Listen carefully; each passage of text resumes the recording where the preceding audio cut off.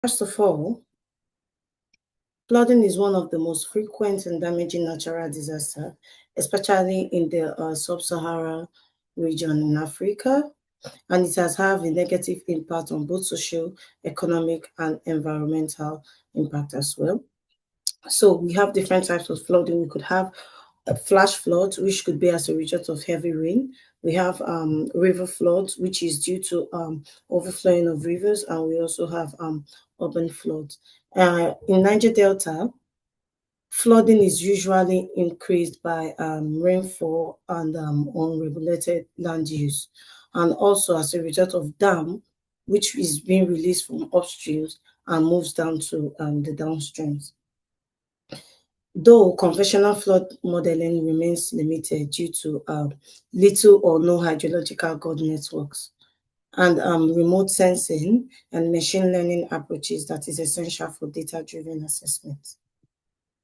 This study uses a Landsat Sentinel-1 and satellite telemetry, within a multi-sensor geospatial framework, which enables both analysis of horizontal flood and vertical water level dynamics. For this problem statement, recurrent severe floods is happening in Niger Delta, even up to this day. We also have urban expansion, which has increased flooding in different areas, especially in Niger Delta. We also have little or no ground gauge data for hydrological monitoring, and there is a need to integrate geospatial early warning system to enable communities involved in flooding to be well prepared. As you can see, these are pictures of flooded areas in the Niger Delta region, Nigeria.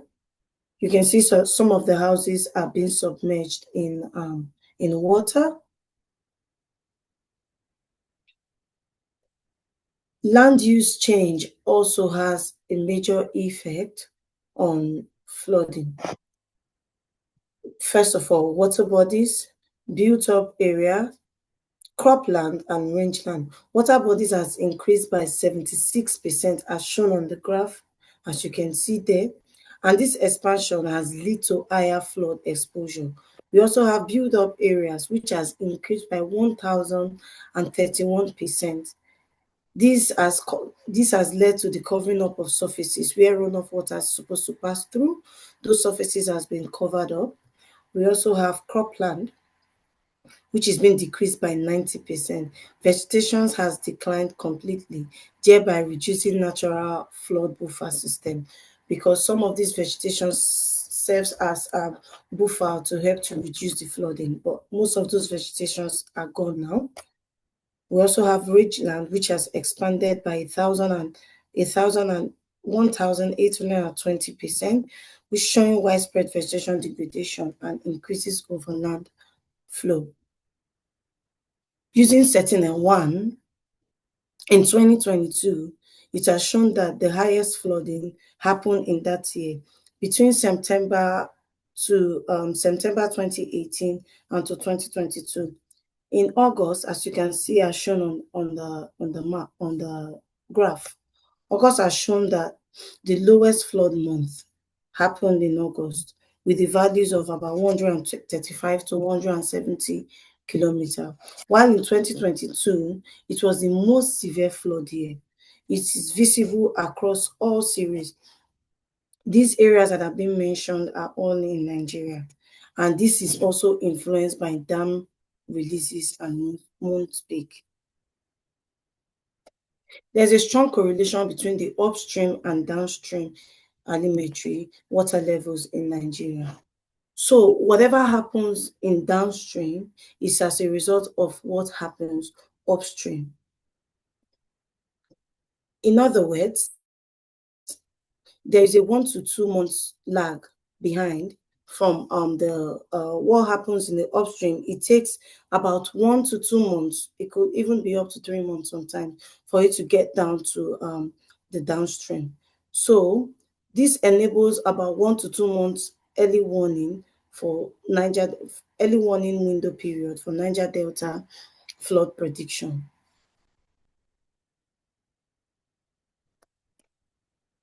Machine learning models that were used for this study we have the random forest, we have the gradient boosting, and we also have the support vector machine learning.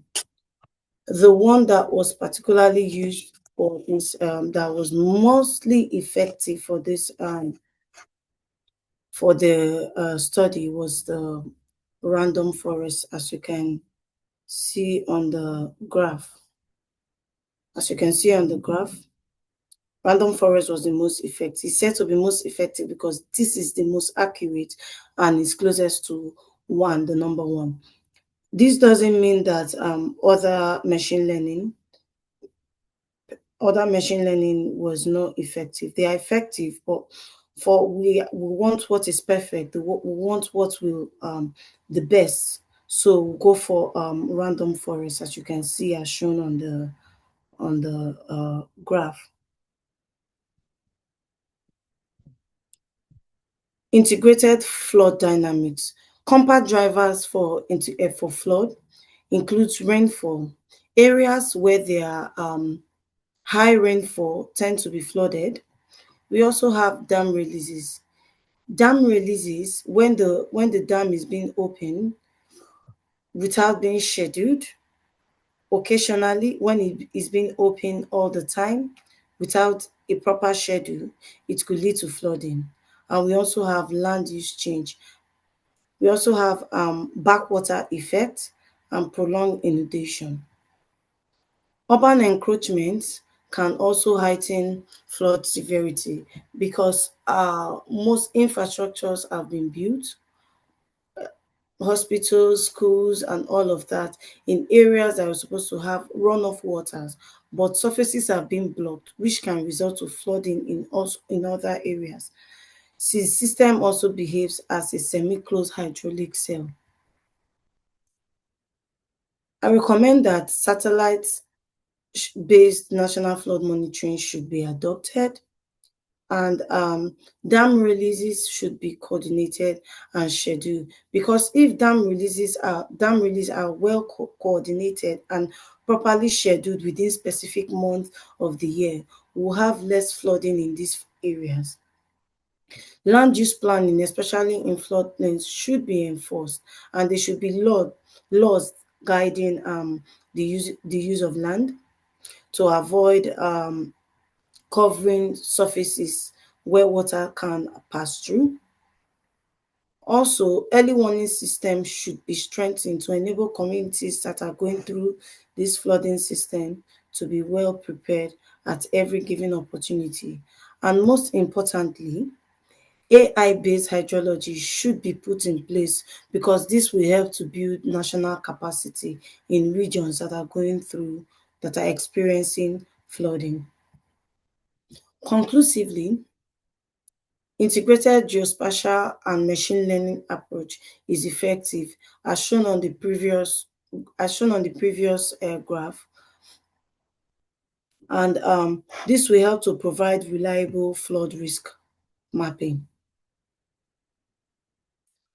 This study supports Sustainable Development Goal 13, climate action, and Sustainable Development Goal 11, and the framework is applicable to other data sparse basins. So if we could use this machine learning performance for the Niger Delta region in Nigeria, we could also use it in every other area that is going through flooding. We have lots of countries, regions that are going through flooding. This could include Indonesia, Germany, Libya, New Zealand. All these areas are going through severe flooding, and also the United Kingdom not excluded as well. So if this could be applicable to a particular region, this could be used for also every other region. These are a list of references if you want to if you want to go through them. Thank you.